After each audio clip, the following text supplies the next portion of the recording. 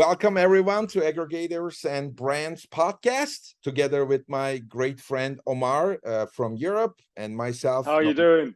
Normally in San Diego, but today in Austin. And we have a great guest. Thank you for joining us, Steven.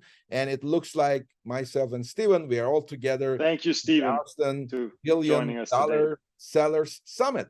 So today in Austin. So Steven, welcome. Thank you. Thanks so much for having me. We appreciate it. Thank you. So, Steven, first of all, maybe you can tell us a bit about yourself, like what you do, what's your Amazon experience so far? Maybe we can start from that. Yeah, absolutely. I got my start actually in just the regular e-commerce world. My first company, Pride Bites, is a pet product company, still going strong today. And primarily sells custom pet products to the B2B world. So to retailers or gift shops, or any type of promotional product company that's looking for some sort of custom connection to pet parents. And that business, I got a lot of experience through that business of going overseas and launching a lot of products. We got on the show Shark Tank and expanded pretty quickly, in about 3,000 stores throughout North America. And launched hundreds of products over the 8 years that I was doing that business. And going through that process and going overseas a whole bunch, really what we learned is there's got to be an easier way to go about this process. So about 7 years into Pride Bites, I started my second company, Gembah, which is the first ever product development marketplace. So really connecting experts and factories from all over the world together to help people go from idea to shelf. That's pretty interesting. Now, everybody always asks me, as I am the co-founder of Eva, where is this Eva coming from? And I would like to ask you that question too. Like, what is about Gembah? Like, what's the name? Where is the name coming from? Very original, by the way. Yeah, Thank you. Yeah, Gembah is the point of the most value in the Kaizen manufacturing model. So the most optimal point of value. So we always think here that we want to deliver the most value we can to our clients, and so we thought the name was fitting from that angle. Amazing. Yeah, I was just Googling it before. I mean, I really found it like very unique, very original. Especially if you can find the domain name, then that's even better, obviously. Exactly. Best, like you already, it's super valuable. Which is very hard at the moment to find for five characters, right? Yes. The domain name. I mean, it's pretty impossible. Let's put it in this way, pretty much impossible. But that's great. Definitely challenging. Yeah, I think we're gonna talk more about Gembah and like how you are helping the e-commerce sellers as well as Amazon sellers. But before that, we always start, kind of having this discussion with. We always start with like, what do you think about the aggregators today? What's the value add of like all these aggregators to the Amazon community? And what do you think about the current status of the aggregators? Yeah, I think overall, I think the aggregator space is super interesting. I think it's a lot of very talented, very smart people bringing a lot of value to brands from a ton of experience, right? People from all works of life, from the consumer product world, finance worlds, etc. So I think actually gave maybe a bigger sense of purpose to the space, because you saw a lot of influx of money really, really quickly, and of course, everyone goes where the money is. So I think that overall, it brought a lot of attention to the Amazon world and to sellers and to just the community overall. So I think it's been a very positive impact in general, and I think. Even so now, there's obviously challenges always in economic times as things fluctuate and as cycles happen. And, I think people have to get creative and, think of new ways of how to operate during these times and new offers, et cetera, to align people. So, I think we're going through some of that transition now where realignment is happening, but I think still, seeing a lot of really strong growth with aggregators and continue to see their brands do well in addition to that. That's great to hear. Omar, you mentioned that like we were always checking like the funding status of the aggregators, and in July and June and July period, it was pretty slowed down. And you said this, you say that like before the call, like you've seen some new new aggregators raising funds. You want to comment on that? Yes, sure. There, you know, as you mentioned in summer, beginning of summer, it was like, whoa, this is not looking good at all. And I was already, you know, was a bit checking everyone out, and workflow was going backwards, and I thought, okay, this is not looking good for Q4. But suddenly there were new rounds which came up. One of the companies called Flumux, one of the company called Go Nuggets. They are amazing companies. They are really behind a lot of things, and which they don't really like, you know, openly show. They say that they were funded, but you know what's going on behind. They don't comment on this too much. But I can tell you, it's some amazing projects going on there, and the other aggregators as well. Now I don't have 100% information about the others, because they, I think publicly they didn't say how much the funding was or who exactly got funded as well.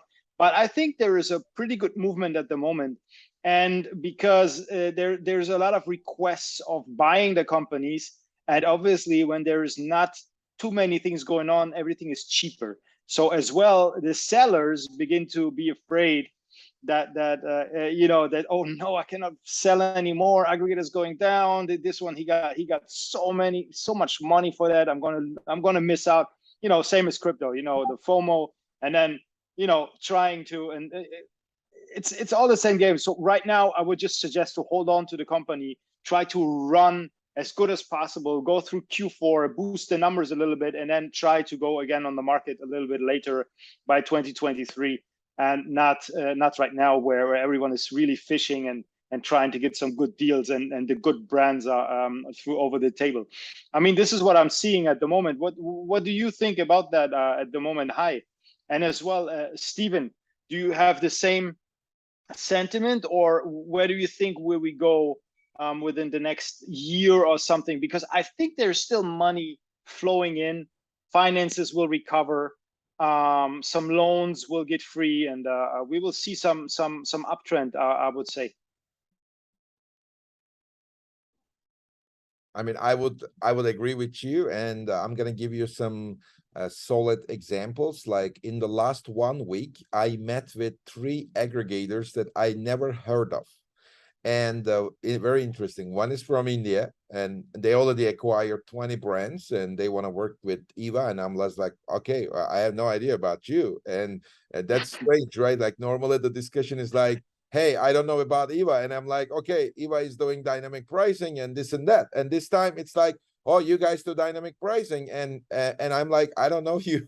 And then I met with another one from Vancouver and another one from Houston. So, and I had no idea about these 3 aggregators. Now, the interesting one about the ones from US and Canada, these guys already have their own brands, like 5, 6 brands they already operate. So they know everything about the operation.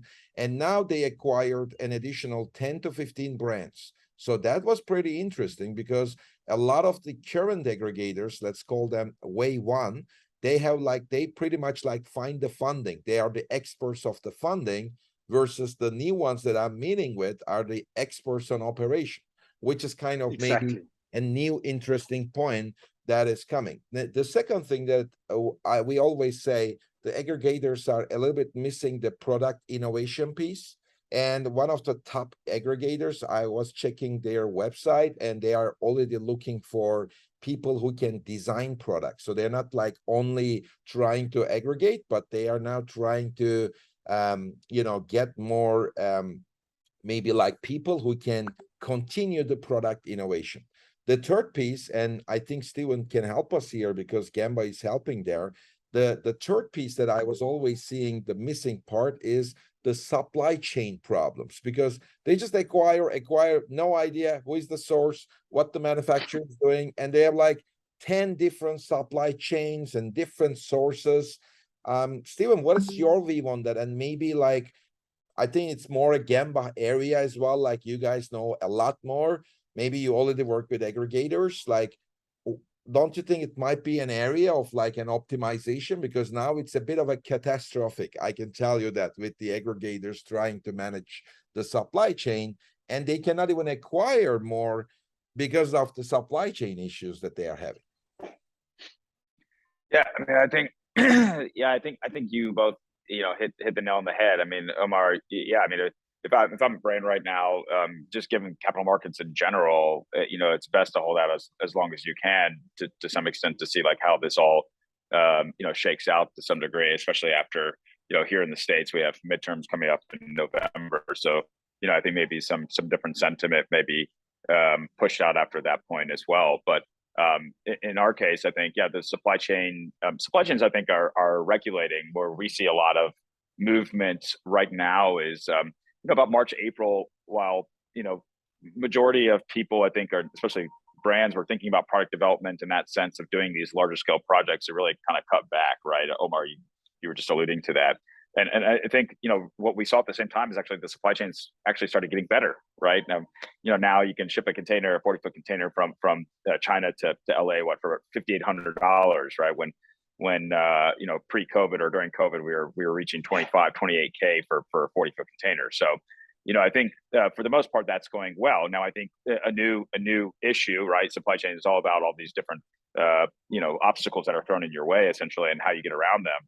And the new obstacle that's now presented itself is de-risking your supply chain, right? It's thinking about the political issues that are going on around the world and where's all your supply chain currently taking place. So, we work with quite a bit of aggregators on the assessment of buys. So, hey, I'm about to buy this brand. What do you think of this supply chain? How's the health of the supply chain? Where's the opportunity in the supply chain? Where can I relocate my supply chain if I need to? And that's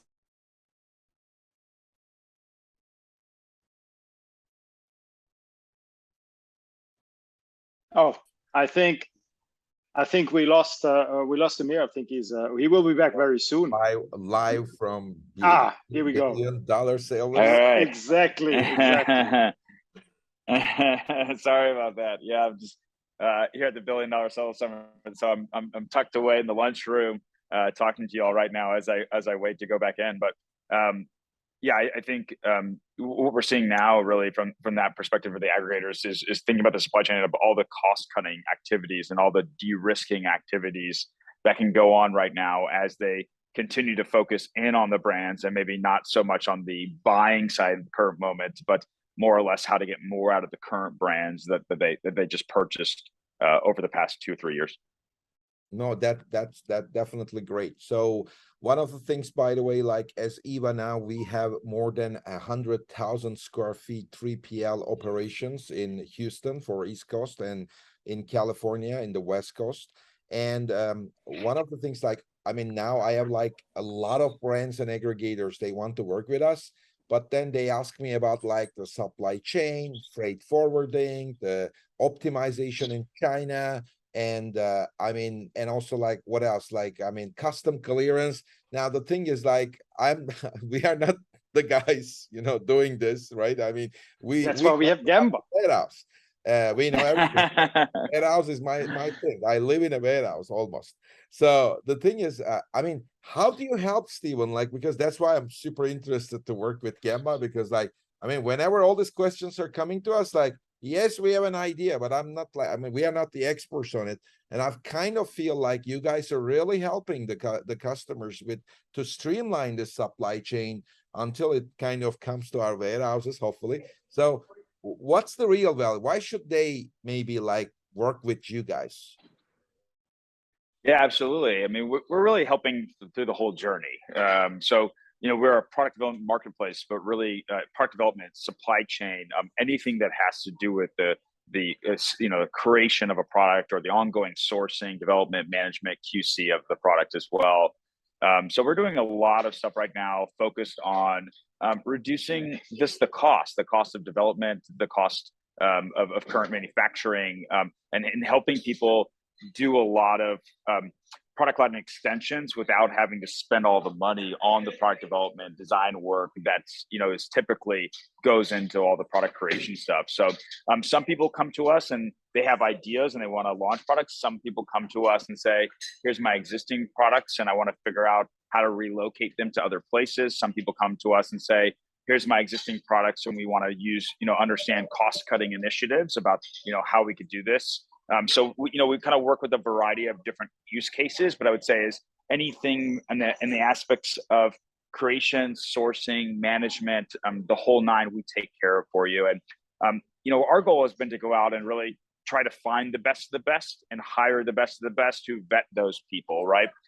So our head of design came from Dyson. He was the director of innovation there for 10 years. And our head of supply chain, as I always say, he is an absolute product savant and a supply chain savant. And it came from very sophisticated supply chains within Lockheed Martin and Walmart and Caterpillar. So, and those guys are going out really and building out our infrastructure to go out and find the best product design experts from engineers, industrial designers, merchandisers, et cetera.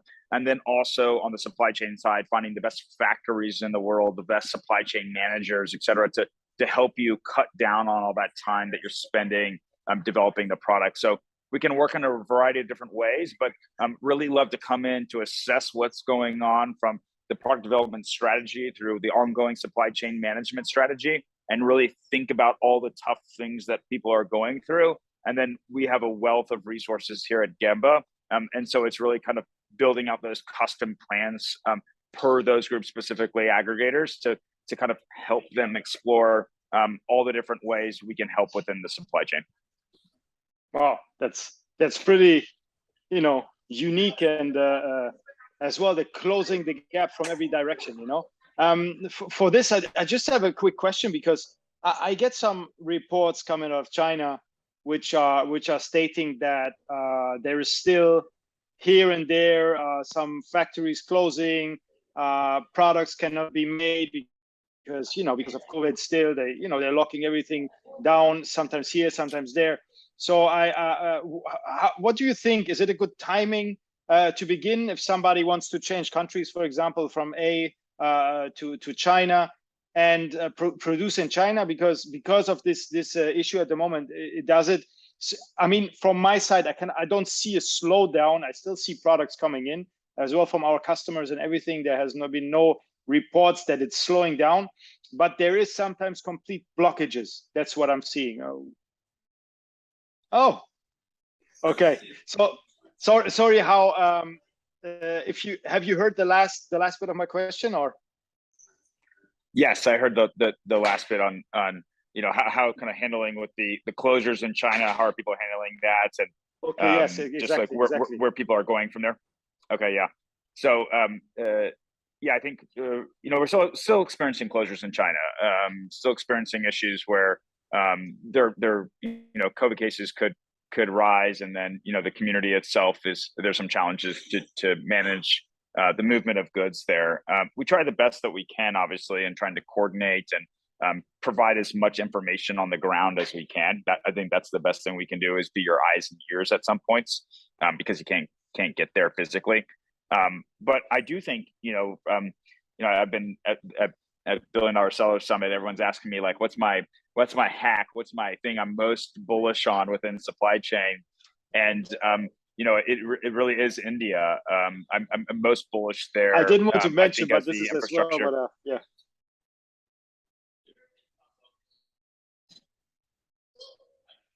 Yeah, Omar just said like he was also thinking about India, and maybe that can be or Vietnam, right? Like there are some alternative locations. Yeah, Vietnam.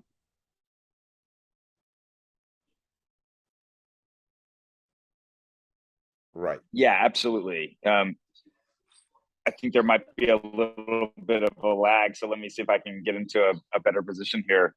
Yeah, I mean, I think India is definitely the new frontier in terms of where we're looking, and the overall supply chains and the infrastructure there, I think is starting to really develop nicely. So my biggest hack is for those that are producing in China right now to start looking at other places.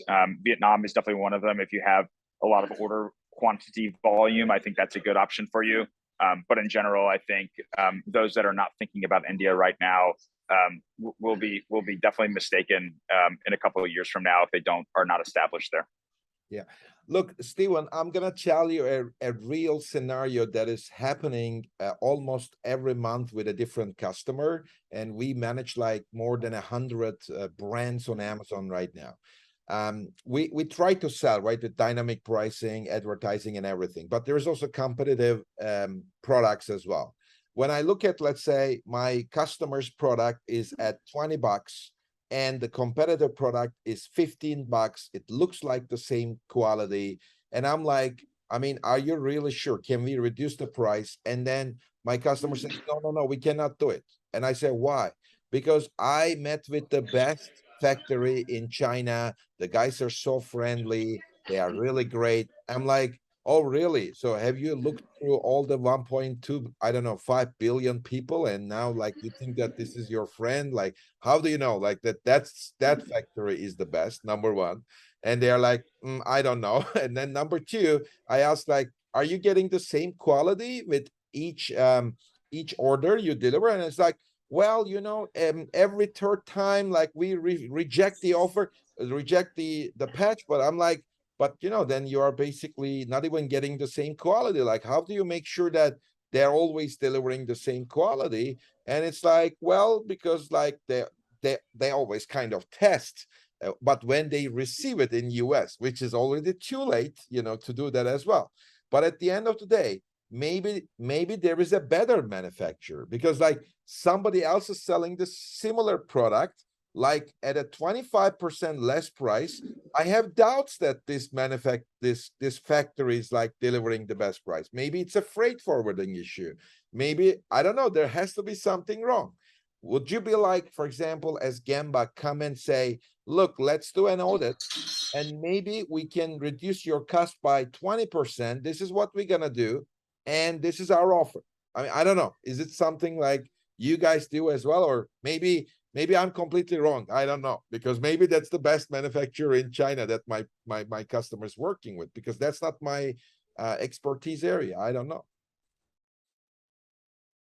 Yeah, we definitely see that a lot. I mean, I think it's always hard to provide a apples to apples comparison. We do the best that we can. We spend a lot of time with our teams following up on the factory itself, but we send our team in after you place an order to verify that the materials on hand are what you purchased. And we go in at the midway point, we pull things off the production line and what we call make sure it passes the scratch and sniff test, right? Making sure that everything is okay with your current order. And then we even go as far as at the very end of your order doing a full functional QC based on AQL standards, which is a manufacturing standard that just says if you're producing X, you should check Y. So we try to do all those things to ensure quality and put a lot of internal controls in place in order to maintain that. Quality is definitely an issue. Quality is an issue when you are producing from multiple regions. We have several clients that are producing some parts in China and some parts in India and bringing them together, possibly in Tijuana. That's pretty interesting, That's a long way geographically. I mean, yeah, but it's like literally 20 minutes away from my house in San Yes, Diego. exactly. So it's not a bad idea, like I'm also, and there is a very nice port and Ensenada, and Okay. that also kind of makes a lot of sense. Like I mean, we are giving some tips that probably people hide that type of things, but I'm thinking it's a great idea, like bring the parts, because then there is also maybe something like there is a cost effectiveness if you are bringing the parts together in Mexico. I'm not sure if Definitely. there is definitely a cost reduction in customs. Maybe the tax of importing directly from China is much more than like importing the parts from multiple places and put them together. Yeah. Assemble. Yes, definitely. I don't know, like Steven. I've seen this. Sorry, but I've seen this as well. for friends of mine. They're running a big e-bike business, and this is exactly what they do. Actually, they bring the parts from China, for example, and then they reassemble them somewhere else, and then they send it into the US and the European Union. You know, so I think this is it's a very good point. Do you agree with that, Stephen? Is this seen now? Is it a new trend? Is there any advantage in taxes or everything? I'm not sure if he hears us. Yeah, well, by the way, go ahead, Stephen. Look, Stephen already gave us some very good feedback about like what Gembah is doing and how the you know, if you stream, like, you know, it's always like in the trade, you win when you buy for less. Like, it's first of all about buying, right? And here the buying process incorporates the manufacturing, assembly, finding the right company to work with, finding the right QA process and everything, and even then freight forwarding, consolidation of the goods in a Chinese warehouse, sending it to US, sending it to Europe. Like, as soon as like it arrives to US, like you already need to win the game, right? I mean, because if you're competitive 50% of your cost, you're not going to win if you're just doing like, you know, and that's kind of sometimes with some of my customers, I see that because I see the cost of the competitor, and there is like a 2 times difference. Now, I mean, most of the time on Amazon, if you are like 2 times more expensive, and if you're investing like heavily into advertising, you're not going to win, because we always believe there is a correlation between the inventory, advertising, pricing. It doesn't work if you just make one right. You need to make listing all 3 right. There is no other way. Okay, so, but it's great. Like, I mean, thank you, Stephen. Like, that was like really some great information about like how important it is to streamline the supply chain, streamline the manufacturing. And I'm pretty sure that, you know, like we're gonna continue our conversation in a couple of minutes. So I'm gonna come down.